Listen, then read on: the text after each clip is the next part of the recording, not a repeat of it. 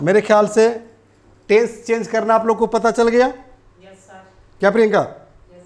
अमित, चल गया ना आपको भी? अच्छा, सबको कंफर्म हो गया। चलो बेटा, तो कह रहे हैं कि टेंस तब बदलता है जब आरवी, किसका टेंस कह रहा है? किसका टेंस? आरएस का टेंस। आरएस का टेंस किसका टेंस कह रहा है? आरएस का टेंस तब बदलता है जब आरवी का वर्ब पास्ट टेंस में हो तो, ठीक है ना। और यदि आरवी प्रेजेंट या फ्यूचर टेंस में हो तो आरएस का सिर्फ क्या बदलता है? प्रोनाउन बदलता है, और उस प्रोनाउन के अनुसार क्या लगता है? वर्ब का प्रयोग होता है। एग्जाम्पल देखेंगे तो कंसेप्ट क्लियर हो जाएगा, ठीक है बेटा। थोड़ा सा हम लोग बैक आएंगे, पता है क्यों? क्योंकि जो सेंटेंस मैंने लिखा था, क्या चीज, कि he told me that he is happy dad. अरे इसको चेंज किया है ना हम लोग। किसको चेंज किया है? ही सेड टू मी, उसने मुझसे कहा, आई एम हैप्पी टुडे, आज मैं खुश हूं। तो इसको हम लोग कैसे चेंज किए थे? कि ही टोल्ड मी, क्योंकि मैंने बताया था कि सेड टू को टोल्ड में बदल देते हैं, तो टोल्ड में बदल दिया गया है। He told me, comma inverted comma को हटाकर हम डेट लगाते हैं, लेकिन कब? जब आरएस का टेंस एसर्टिव सेंटेंस में हो तो ये तो एसर्टिव सेंटेंस है, तो डेट लगा हुआ है। आई बदल गया है किसके अनुसार? ही के अनुसार, तो यहां पर क्या हो गया है? ही हो गया है। समझ मारिए। उसके बाद ही के अनुसार इज लग गया है, हैप्पी डैड डे, करेक्ट। चलो फिर एक बार रूल पढ़ो, आप लोगों को समझ में आ जाएगा, ठीक है। यहां कह रहे हैं कि ये टेंस इसके अनुसार बदलेगा, है ना। अब देखो यहां पर क्या कह रहा है कि टेंस तब बदलता है जब आरवी का टेंस पास्ट टेंस में हो। तो उसमें आरवी पास्ट टेंस में था कि नहीं था? चलो, तो ये आरवी जो है पास्ट टेंस में है कि नहीं? सेड टू है तो पास्ट टेंस में है ना, तो इधर का टेंस बदलना चाहिए कि नहीं? बदलना चाहिए ना। फिर भी एक बार बैक आ जाओ, तो क्या कर रहे हैं कि आरवी, ठीक है ना, आरवी का वर्ब पास्ट टेंस में हो तो, ठीक है ना। टेंस तब बदलता है जब आरवी का वर्ब पास्ट टेंस में हो। तो पास्ट टेंस में हो तो टेंस बदलेगा ना, आरएस का। किसका टेंस बदलेगा? आरएस का टेंस बदलेगा। और यदि आरवी प्रेजेंट, ठीक है ना, या फ्यूचर टेंस में हो तो आरएस का सिर्फ प्रोनाउन बदलता है, और प्रोनाउन के अनुसार वर्ब बदलता है, ठीक है। कोई दिक्कत? चलो अब हम बैक चलते हैं तो समझ में आ जाएगा। अब 100% समझ में आएगा बेटा। चलो, तो ये टेंस किस में है? पास्ट टेंस में। इधर भी आरएस का टेंस बदलेगा ना। वेरी गुड, चलिए ताली बजा दीजिए हमारे यहाँ, सब लोग ताली बजा दीजिए प्रियंका के लिए। आज समझ में आ गया। कल तो बता रहे थे कि 5 जो है नरेशन होते हैं, अब यहां पर ही के अनुसार क्या हो जाएगा? वेरी गुड, यहां क्या हो जाएगा? वाज होगा। तो लिख दें यहां पर वाज। बोलिए जल्दी। वेरी गुड, यहां क्या होगा बेटा? वाज होगा। कोई दिक्कत? मैंने क्लास शुरू करने से पहले ही बताया था कि जब रूल बताएंगे तो आप लोग खुद से बताएंगे कि इसमें एरर कहां है। पता चल गया? यानी कि याद रहे कि आर भी अगर पास्ट टेंस में हो तो आरएस का टेंस बदलता है, और यदि आर भी प्रेजेंट या फ्यूचर टेंस में रहे तो आरएस का टेंस नहीं बदलता है, सिर्फ और सिर्फ क्या बदलता है? प्रोनाउन बदलता है। कैसे प्रोनाउन बदलता है? एक एग्जांपल देखा जाए। चलो देख लेते हैं बेटा। जैसे मान लो कि डायरेक्ट में एक सेंटेंस हो गया कि ही सेज टू मी, है ना बेटा? I am happy today. Sentence same, sentence same है, सिर्फ इसमें हुआ क्या है बेटा?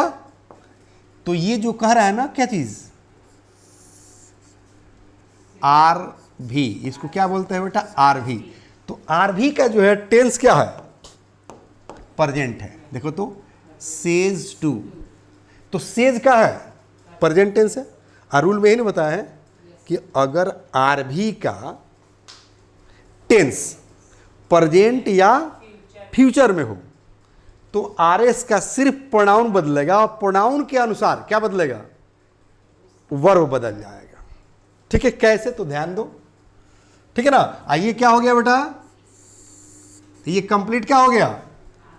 हाँ, आर एस, ये समझते चलना है। ये क्या हो गया? R S.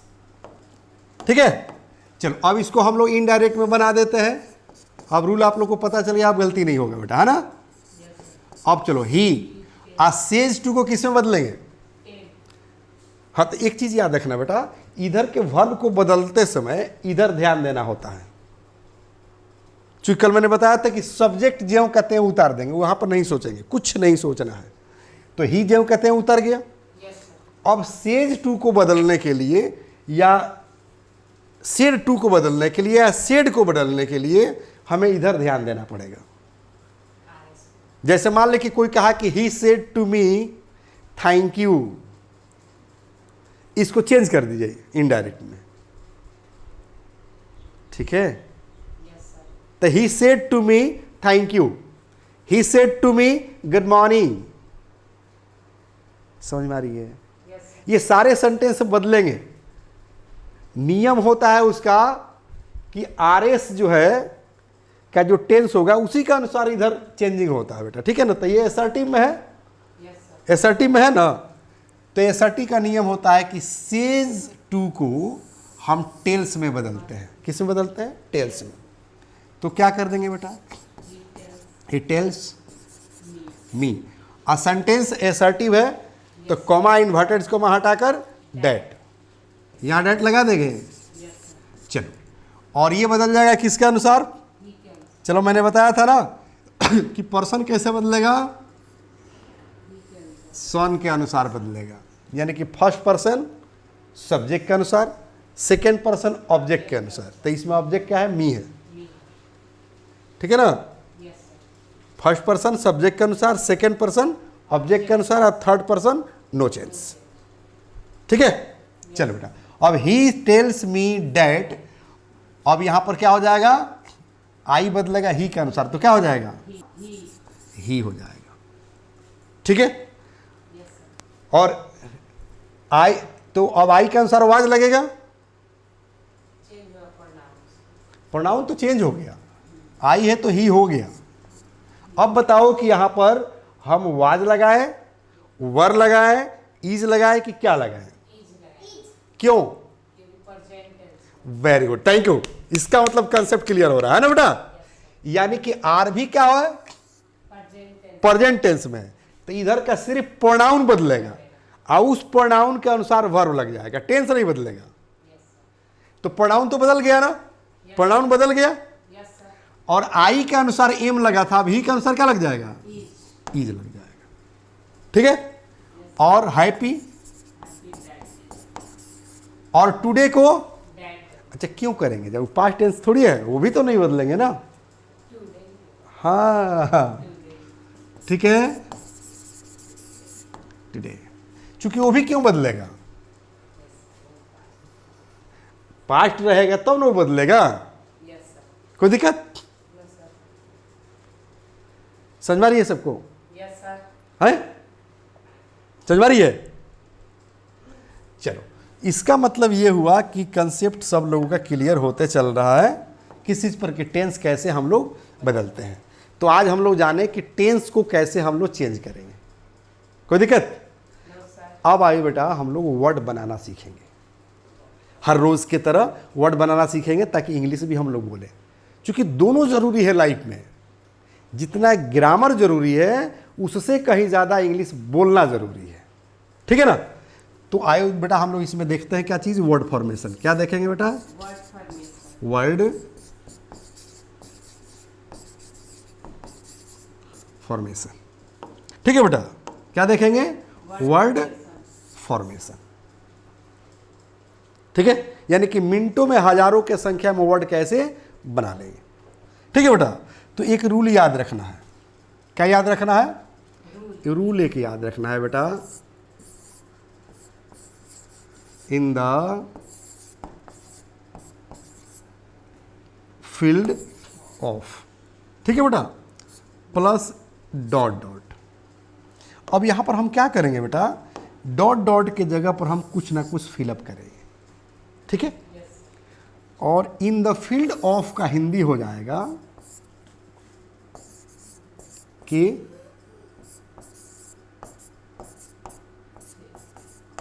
क्षेत्र में। क्या हो जाएगा बेटा? के क्षेत्र में। जैसे आप कहना चाहते हो कि शिक्षा के क्षेत्र में, इन द फील्ड ऑफ एजुकेशन।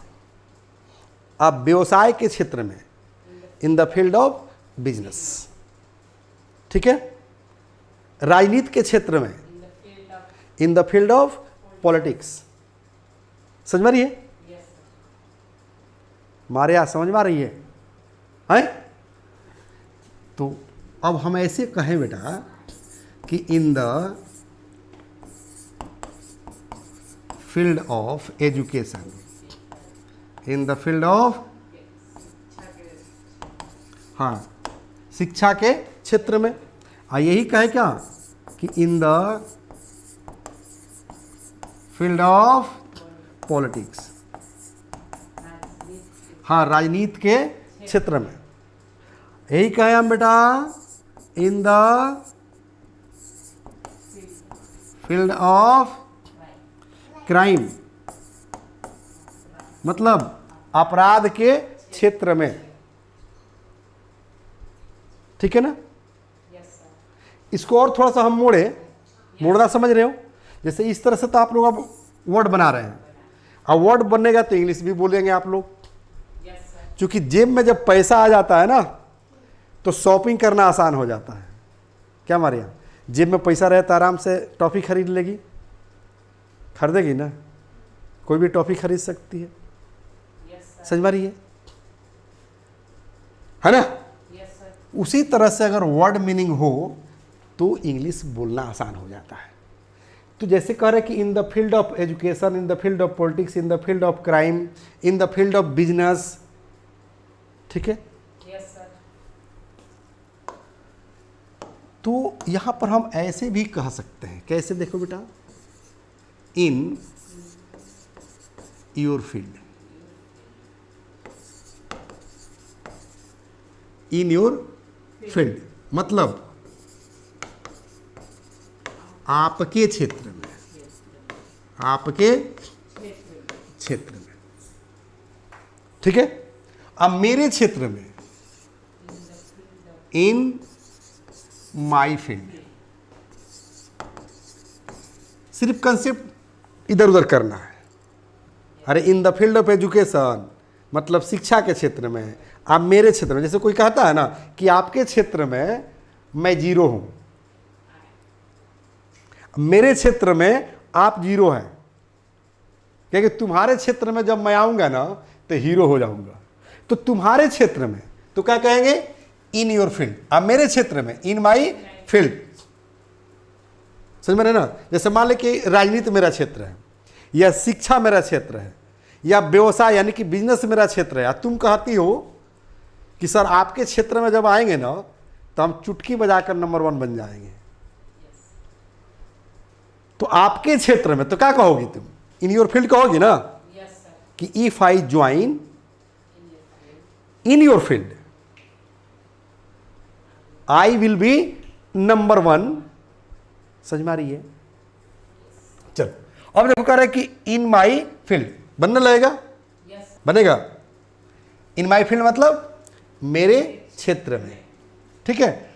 हम इसको एक तरह से और मोड़ सकते हैं। मोड़ दे? मोड़ दे बेटा? Very good. हम किसी व्यक्ति का नाम रख लेंगे। क्या रख लेंगे बेटा? नाम रख लेंगे। जैसे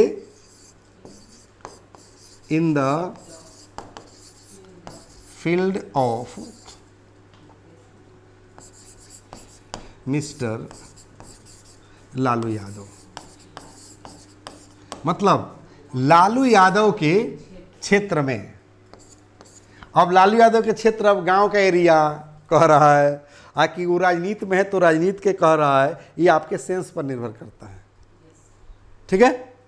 लेकिन मोस्टली इसका सेंस यही निकलेगा कि जो लालू यादव का जो पेशा है, हाँ, उसकी बात करेगा। अगर गांव जवार के एरिया कहेगा, वो क्षेत्र कहेगा, तो वहां पर एरिया कहेगा कि इन योर एरिया, ना कहते हैं तुम्हारे एरिया में घुस कर तुम्हें हम मारेंगे, तो वहां पर एरिया होगा। क्षेत्र का अंग्रेजी का होगा एरिया होगा, फील्ड नहीं होगा। तो यहां कह रहे हैं कि in the field of Lalu Yadav, Lalu Yadav के क्षेत्र, मैंने जो लालू यादव का प्रोफेशन है, पेशा है, उस क्षेत्र की बात कर रहा है। तो लालू यादव का पेशा क्या है? राजनीति, ठीक है ना बेटा। हम ऐसे कह दें बेटा कि in the field of mister Modi, मतलब मोदी के क्षेत्र में। तो मोदी क्या है? पॉलिटिशियन है, मतलब पॉलिटिक्स के क्षेत्र की बात कर रहा है। इन the field of Mukesh Ambani, Mukesh Ambani के क्षेत्र में। तो किस चीज की क्षेत्र की बात कर रहा है? बिजनेस की बात कर रहा है, ठीक है। मैं अभी बता रहा था बेटा कि जब वर्ड बनने लगेगा तो सेंटेंस भी बनना आसान हो जाएगा ना। तो कह रहे हैं कि in the field of education, शिक्षा के क्षेत्र में। तो बोल दो कि I think you are number 1 in the field of education, ठीक है। I think Mukesh Ambani is number 1 in the field of business, बोल सकते हैं। आई थिंक मतलब होता है मेरे ख्याल से। I think mister Modi is number 1, mister Modi is number 1 in the field of politics. समझ में आ रही है?